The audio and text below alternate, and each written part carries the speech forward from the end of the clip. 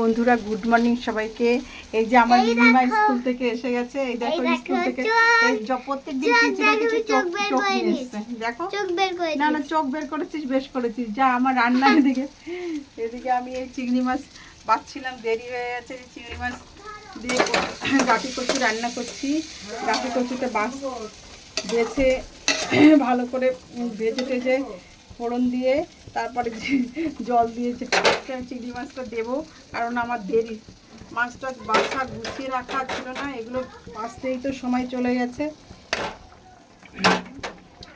এগুলো বাছতেই সময় যায়, গাঠি কচু বাছা, চিংড়ি মাছ বাছা, এগুলো করতেই সময় চলে যায়। রান্না আর কি তাড়াতাড়ি হয়, তারপর দুটোকে স্কুলে দেওয়া, দুটোর খাবার করা। এই সকালে ম্যাগি করেছি, তারপর ওর বাবা আবার ডাল ভাজি, কাঁকরোল ভাজি, বেগুন ভাজি দিয়ে খেয়ে গেছে। এই যে ভাজি ভাজি সব রয়েছে এর মধ্যে, বাটির মধ্যে। এদিকে ডাল রয়েছে, আর এদিকে আমি এই কাঠি কচুটা রান্না করছি, নিয়ে যাবে এই যে। আর এদিকে মিমিও স্কুল থেকে এসে গেছে, বাবু স্কুলে।